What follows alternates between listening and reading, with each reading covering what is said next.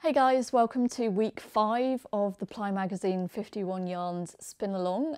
This week is the true woolen topic. For those of you who aren't familiar with the 51 Yarns Spin Along, basically Ply Magazine has released a book called 51 Yarns to Spin Before You Cast Off, and they're running an Instagram, Ravelry and Facebook competition / spin along where we're all spinning along on the same topic each week.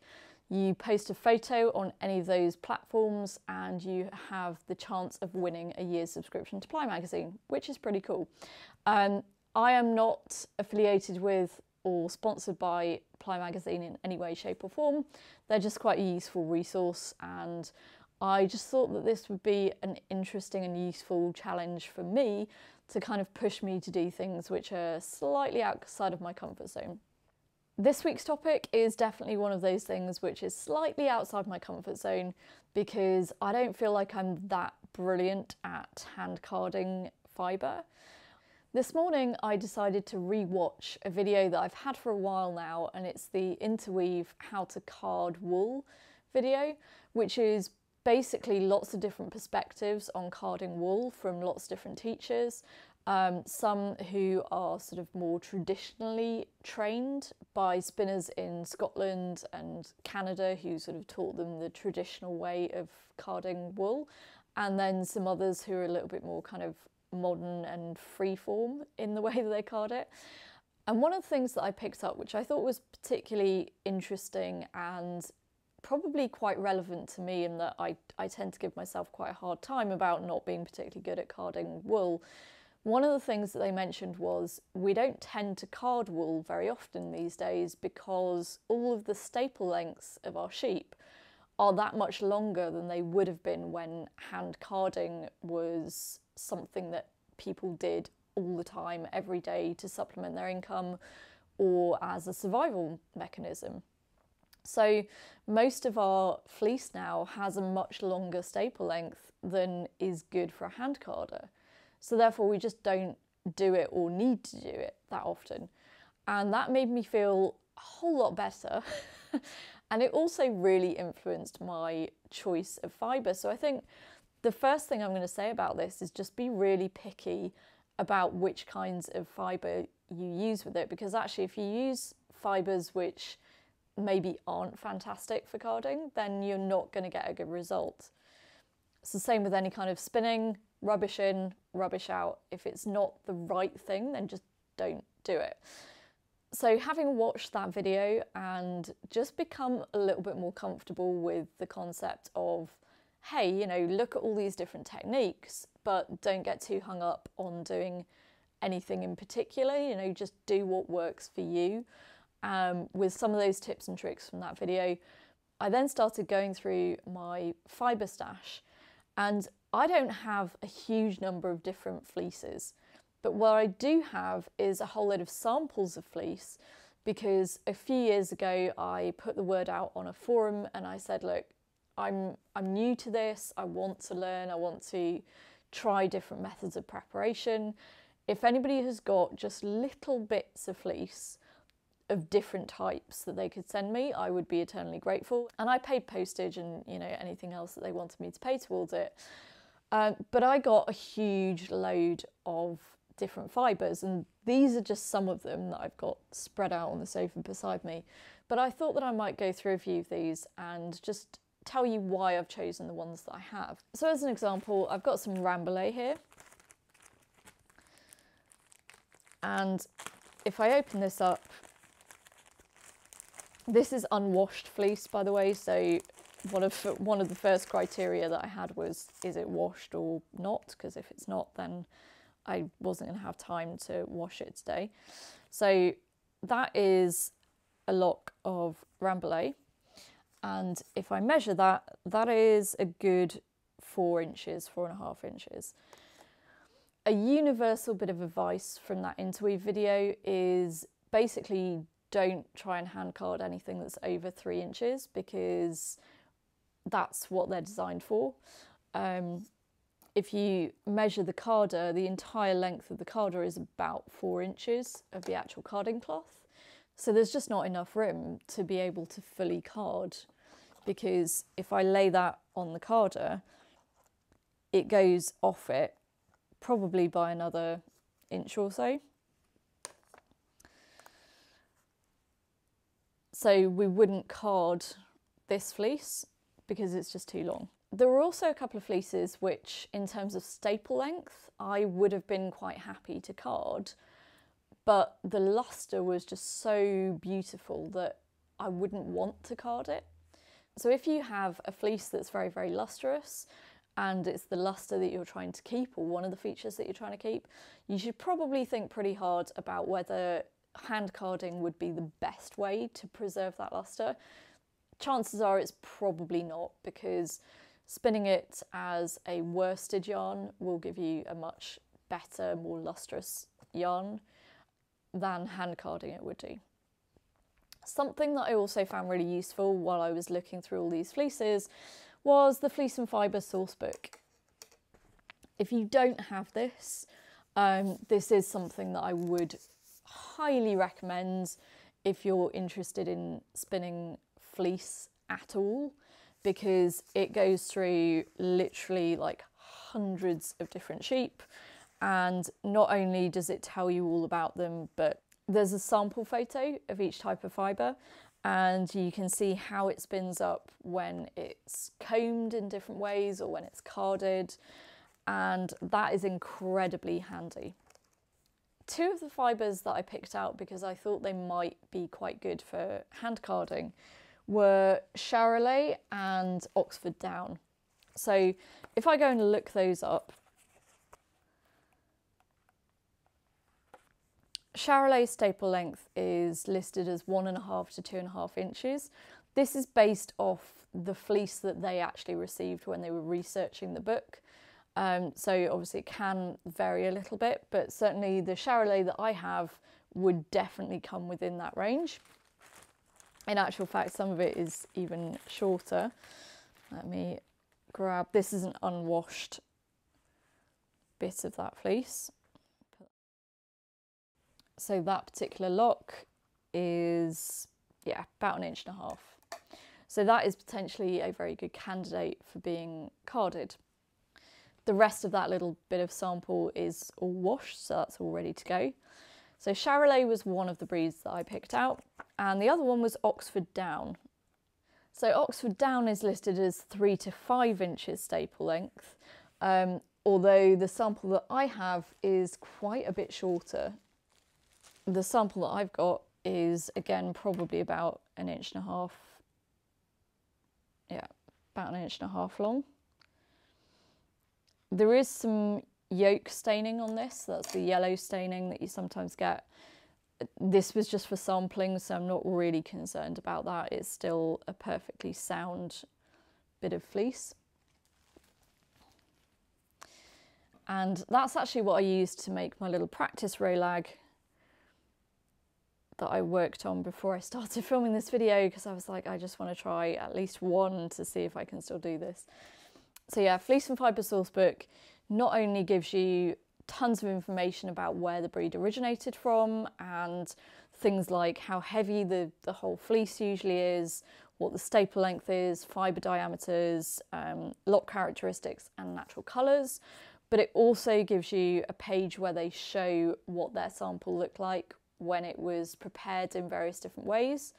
It'll also give you a lot of information about how well the fibre tends to take a dye, what the best method of preparation is, and also how you might use that finished yarn. So things like, you know, should you use it for weaving or knitting or crochet and so on and so forth.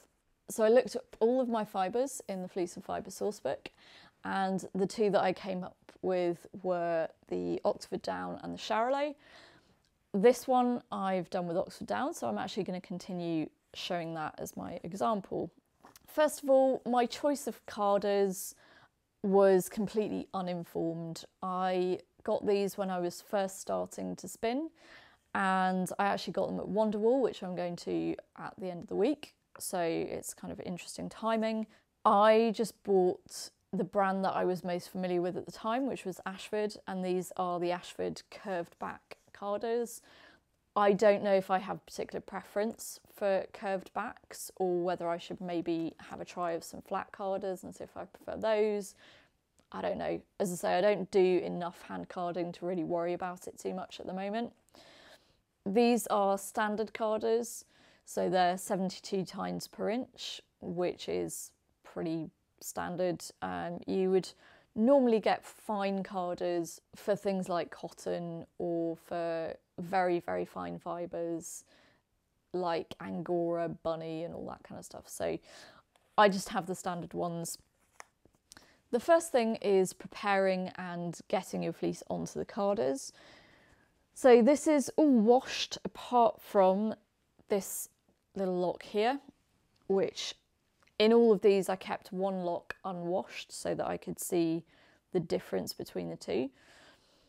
So one of the tips that I don't think I'd really been doing before I watched the interweave video again this morning was to actually do a little bit of picking of the fibre. So literally just kind of grabbing it and pulling it out sideways to separate the locks a little bit.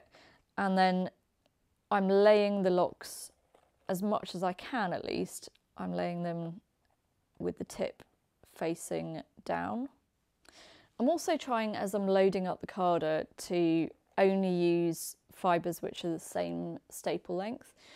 Throughout the fleece, it's pretty likely that you will have various different lengths of fibre, and it's just so much easier if you can just keep them all together and not let them kind of mix up too much. One of the issues that I always used to get, and I'm trying to think now whether I maybe just used card fibres that were too long. One of the issues that I used to get was those kind of little U shapes that you sometimes get in fibre. And I'd always tried to completely separate the cards, which is one of the tips that people give you, but it never seemed to work. And I just wonder whether I was always using too long a staple length. I don't know. Maybe. Who knows? Anyway, I'm going to load up my carder. Okay.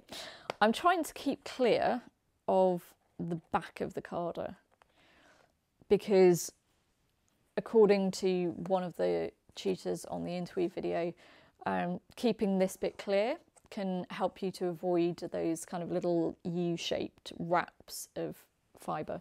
So I'm going to try that and see what happens. My method of carding is just to kind of start from the bottom.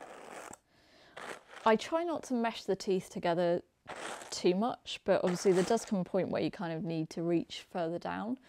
All I do is just go a little bit further up the card, but if I feel any kind of strong resistance, I'll just lift it back up, totally separate the carders again, and then go back in, but just a little bit less depth.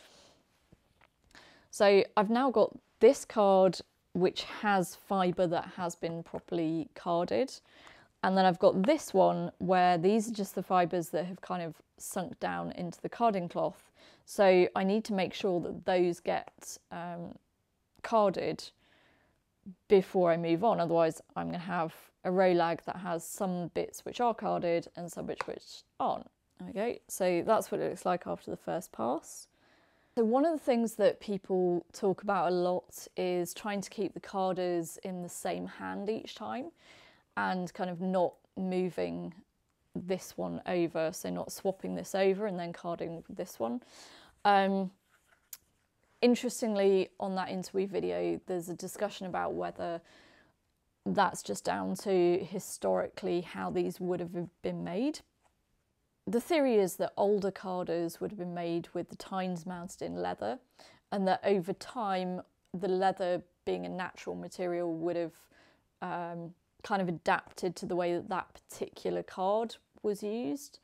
And so the theory is that possibly the advice to keep a carder in a distinct hand and never swap them over was maybe down to the actual manufacturing of hand cards.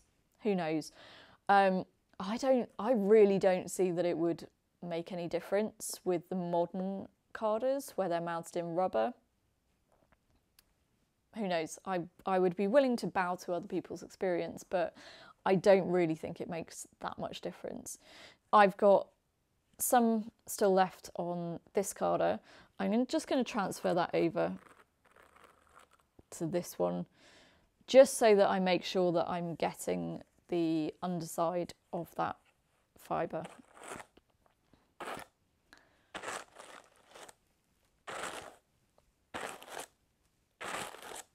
Another really important thing that gets talked about a lot is to make sure that each time you do a pass of the carder, to make sure that the fibres completely separate, so that you're not kind of dragging bits from down here and getting them hooked on tines further up.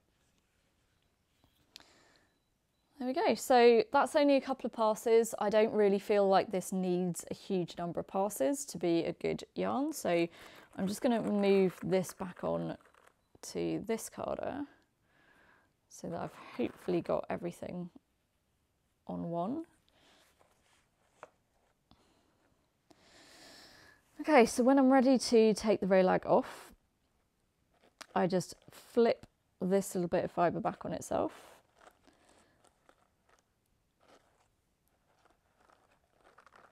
And then I'm just trying to keep all of the fibres as kind of tucked in as possible.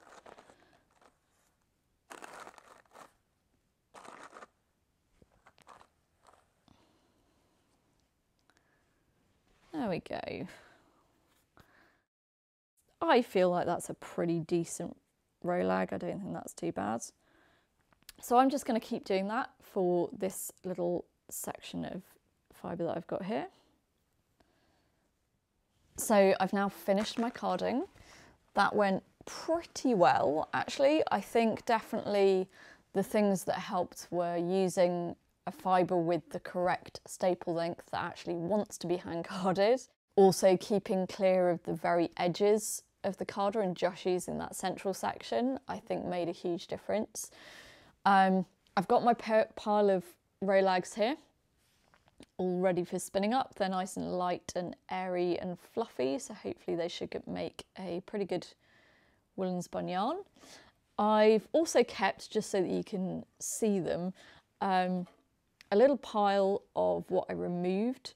So most of these are just tiny little bits of either neps or second cuts, and there are also some kind of sticky tips as well that had this sort of yellowy orange stuff. I can't even explain it. It's just sticky stuff that kind of binds a lock together, and any of that wasn't coming out I just took out. So I do think it's really important to remove any second cuts, neps, anything that you don't want in your finished yarn. I do think it's really important to try and remove at this stage if you can.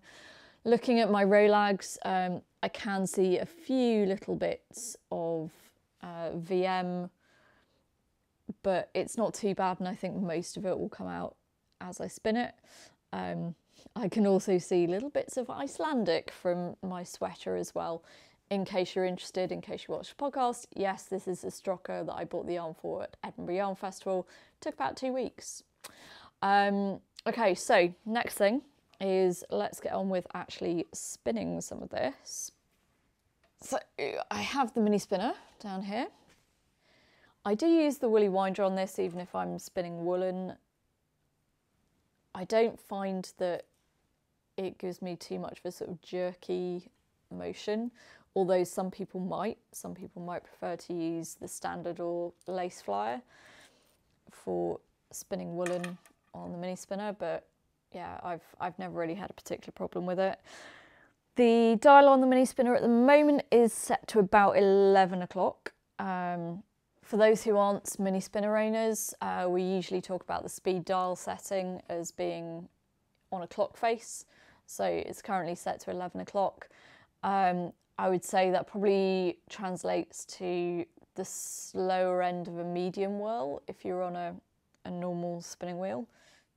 So I'm just going to grab a row lag and get started with actually spinning this.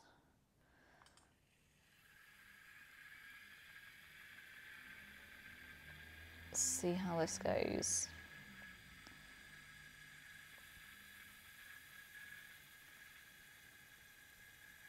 Oh, that's pretty nice. That is pretty nice.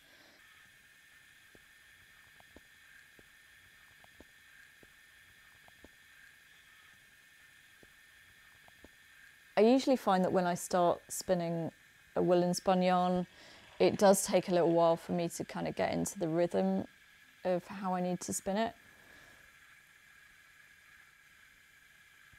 I also often find that I start with too little twist as well.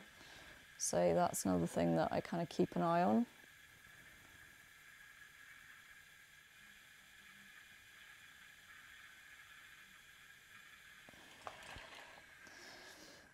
Okay, so I'm going to stop that there for a moment just to get a little bit of a ply back test on it.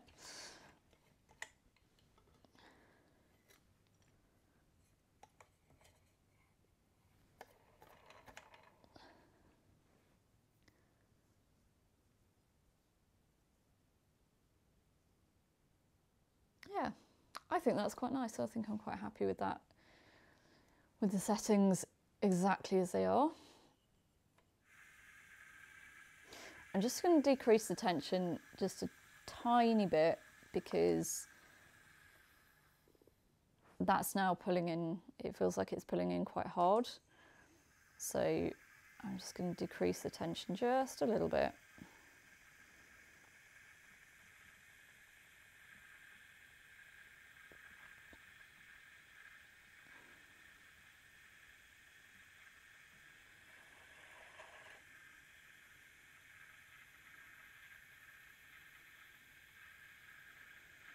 And if you do feel like when you're using a woolly winder, if it feels like it's pulling in too fast, you can just use your front hand to just grip the yarn closest to the orifice just to stop it from being pulled in too quickly.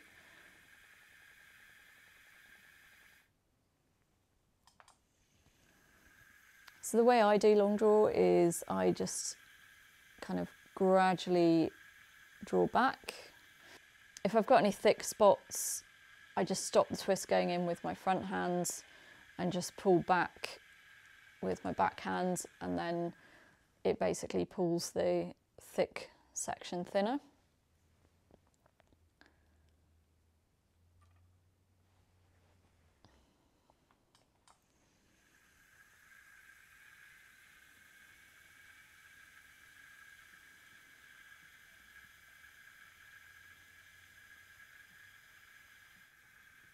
There are lots of different methods for woolen spinning. Some of them you choose because it's what's right for your yarn, but then some of them you just choose because it's what's right for you. I have also been known to do this sort of attenuated long draw where you pull a length of fibre out and then your front hand controls how much extra twist is going in, if any, while your back hand pulls to attenuate the diameter of the yarn.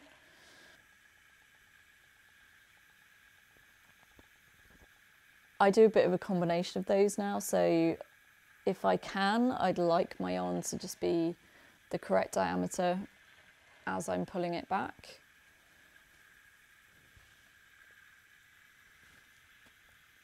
But if it's not, then I can do the attenuated version.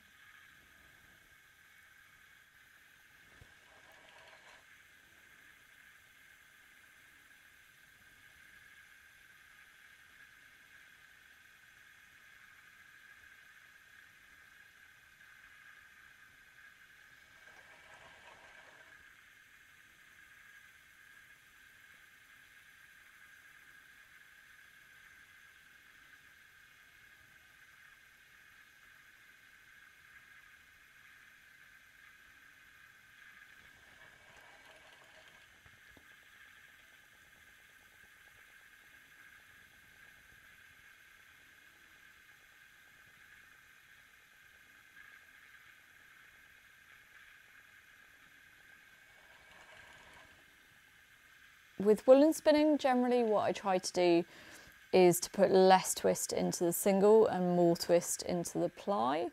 I feel like I'm in the rhythm now. and I'm getting a fairly thin singles from it.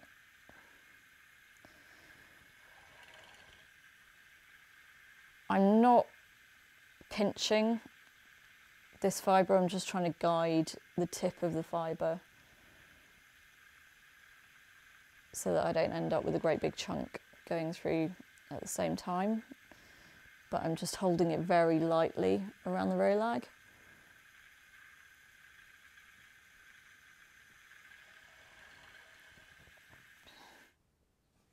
From an ergonomic point of view, also keep in mind that you don't have to pull the yarn straight back as you're drafting. You could spin it to the side as well. So what a lot of people do if they're side spinners is they'll sort of use their fingers of their non-drafting hands to kind of hold the yarn in place, and then they can draft off this way. For some people that would be a lot easier than trying to draft back. Okay, so I'm going to chain ply this. So I'm just going to swap this bobbin out for an empty one. Usually I would have my lazy Kate down to one side, but today I'm just leaving it on the table, so a little bit higher up than usual, just because it's going to make it a lot easier for you to see what's going on. And I've just started it off by making a loop. So I've fed the yarn through my leader, and I'm just bringing the end of the yarn back up to loop through the leader again, which creates basically the start of a chain. And then from there, I'll be able to feed the new yarn back through that loop. If you've never done a chain ply before, basically it's like a big crochet chain really. And I'm currently finding this really awkward. I feel like it's in a really weird position. I also need to change some settings on the mini spinner because that's not giving me enough drawing. I've just got tons of twists building up in this first little section. I've rearranged things quite a lot because I would normally have the lazy Kate on the floor, usually quite a long way behind me so that I'm doing fairly long chains. But if I do that, you won't be able to see what on earth I'm doing. So I've done it this way, and I'm just trying to get as long a chain as I can. For those who've never seen chain ply before, basically it's like a long version of a crochet chain. I'll just do this a little bit in slow-mo for you. So I've got my loop. I'm then just going to go down and grab this new yarn, and I'm going to pull that through as if it were a crochet chain, and then starting to bring that through. In the meantime, the twist is going in to that current chain, and then I'm just pulling out another bit of new yarn, creating the next chain, and so on and so on. Realistically, I would probably never consider doing a chain plied woolen spun unless I was really trying to keep a particular colour gradient, only because the yarn having less singles twist in it means that it's more likely to split because you'll have abrasion as you pull it through the chain. And I'm definitely finding that a little bit. It is it's pulling apart more than a worsted yarn would. It's not the end of the world for the sake of a sample, but it's just not something that I would generally choose to do. Okay, so that is this week's spin along completed. This is my finished bobbin of hand spun chain ply woolen spun yarn. I hope this week's been useful and interesting for you. It's definitely been useful for me to go and revisit my hand carding technique. I think that's the biggest thing that I've got from this week. It's also nice to be able to kind of see unwashed fleece, washed fleece, final yarn, you know, the row lag in between. So I think having the entire process kind of laid out there is quite sort of interesting to me. As I say, I hope this has been useful for you. If it has, please leave me a little thumbs up and a comment just to let me know that you've enjoyed it. And I would love it if you could spread the word as well to anybody else that you know who might be interested in this video series, or indeed in my podcast episodes. I will of course be back with another video next week, but in the meantime you can find me on Instagram as Tiny Fibre Studio, and on Ravelry I'm Ibex. I hope you found this helpful, and I will see you again next week.